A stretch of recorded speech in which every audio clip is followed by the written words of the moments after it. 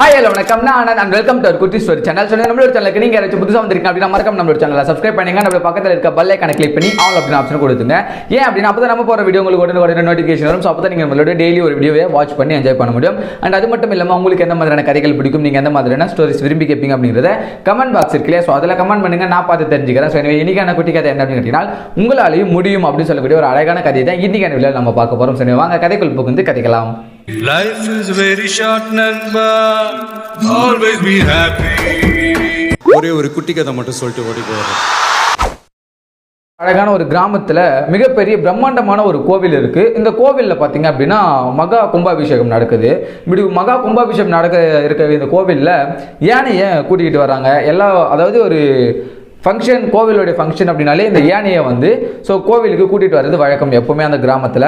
இப்படி இருக்கிறப்போ அந்த யானையை என்ன பண்ணியிருக்காங்க அப்படின்னா அந்த யானைக்கு அழகாக பொட்டு வச்சு அலங்காரம் பண்ணி நிறைய டிஃப்ரெண்ட்டான அந்த மேலே ஆடைகள் எல்லாமே போட்டு அந்த யானையை கூட்டிகிட்டு வந்திருக்காங்க. இப்படி கூட்டிகிட்டு வரக்கூடிய யானையோடைய காலில் பார்த்தீங்க அப்படின்னா சங்கிலி கட்டி வச்சுருக்காங்க.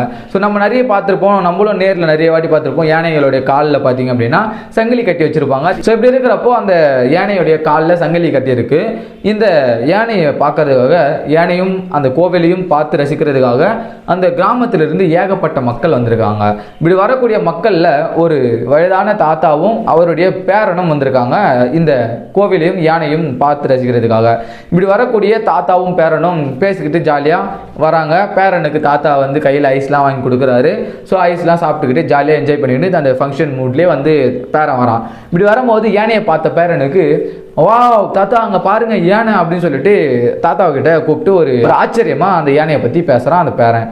அதை கேட்குற தாத்தா உடனே இந்த மாதிரி ஆமாம் அது யானை நல்லா இருக்குது பார்த்தியா, எவ்வளோ சூப்பராக இருக்குது பார்த்தியா அப்படின்னு சொல்லிட்டு தன்னுடைய பேரனுக்கு இந்த தாத்தா அந்த யானையை பற்றி இன்னும் கொஞ்சம் எக்ஸ்க்ளூசிவாக அப்படியே இம்ப்ரெஸ் ஆகிற மாதிரி பண்ணுறாரு. அந்த பேரன் இது எல்லாத்தையும் பார்க்குறான், யானையும் பார்க்குறான், கோவிலையும் பார்க்குறான். இப்படி யானையை பார்க்குறப்போ அந்த யானையோடைய கால்கள் சங்கிலியால் கட்டப்பட்டிருக்கு. ஸோ அப்போ அந்த பேரன் உடனே அந்த தாத்தா கிட்ட இந்த மாதிரி தாத்தா அந்த யானை இருக்குல்ல, அந்த யானை சாமி யானை தானே தாத்தா, அதோடைய காலில் ஏன் தாத்தா இந்த மாதிரி சங்கிலி கட்டியிருக்காங்க அப்படின்னு சொல்லிட்டு கேட்குறான். அதுக்கு உடனே அந்த தாத்தா சொல்கிறாரு, இந்த மாதிரி அந்த யானைக்கு எப்பயாவது மதம் பிடிச்சிடுச்சு அப்படின்னா அதை அடக்க முடியாதுப்பா, சங்கிலி போட்டு கட்டி வச்சிருந்தோம் அப்படின்னா மதம் பிடிக்காம அமைதியாக இருக்கும், மக்களுக்கு எந்த தொந்தரவும் இருக்காமல் இருக்கும் அப்படின்னு சொல்கிறதுக்காக தான் அந்த சங்கிலி கட்டியிருக்காங்க அப்படின்னு சொல்லிட்டு தாத்தா தான் அந்த பேரனுக்கு சொல்கிறாரு. அதுக்கு அந்த பேரன் உடனே தாத்தா இந்த மாதிரி யானை எவ்வளோ பலசாலியான விலங்கு தானே தாத்தா, அதை நினச்சா அந்த சங்கிலியை அறக்க முடியாதா என்ன அப்படின்னு சொல்லிட்டு தாத்தா கிட்ட பேரன் கேட்குறான். அதுக்கு உடனே அந்த தாத்தா சொல்கிறாரு, ஆமாப்பா நீ சொல்கிறது உண்மைதான், இந்த யானை நினச்சா அந்த சங்கிலியை ஈஸியாக அறுத்து கடைச்சிட்டு போயிட்டே இருக்கலாம். பட் ஆனால் அந்த தப்பு மட்டும் அது பண்ணவே பண்ணாது. ஏன் அப்படின்னா அந்த அளவுக்கு அதை பழக்கப்படுத்திருக்காங்க அப்படின்னு சொல்லிட்டு சொல்கிறாரு. அது கேட்ட அந்த பேரன் உடனே எனக்கு ஒன்றுமே புரியல தாத்தா அப்படின்னு சொல்லிட்டு சொல்கிறான்.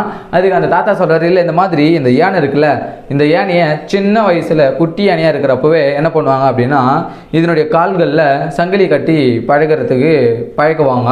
இப்படி பழகிறப்போ அந்த சங்கிலியை அந்த யானை குட்டியாக இருக்கிறப்போ அதோடைய கம்மியான சக்திக்கு ஏற்ற மாதிரி அது அறக்க ட்ரை பண்ணும். அந்த சங்கிலியோடைய வலிமை அதிகமாக இருக்கிறப்போ இந்த யானை குட்டி யானையாக இருக்கிறதுனால இதனால் அந்த சங்கிலியை அறக்கவே முடியாது.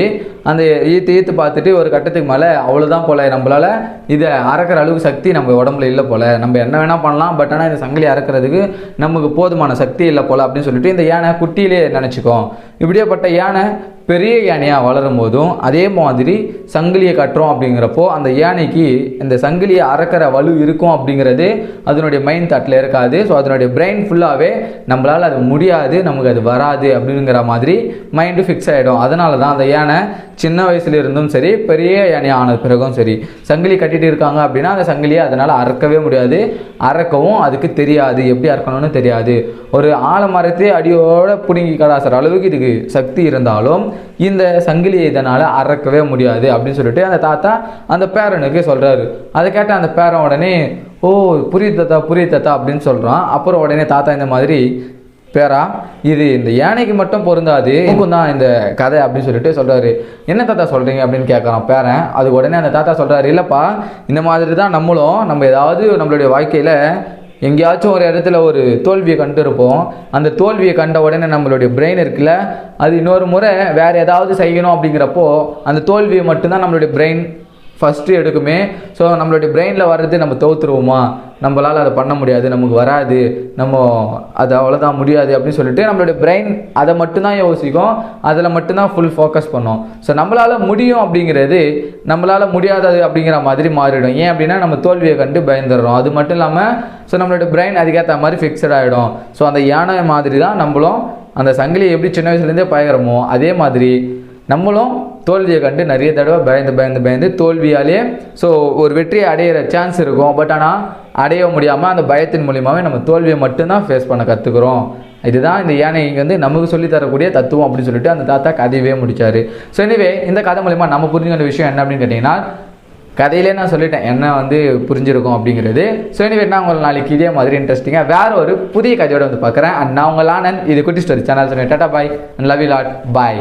Life is very short, Nanba. Always be happy.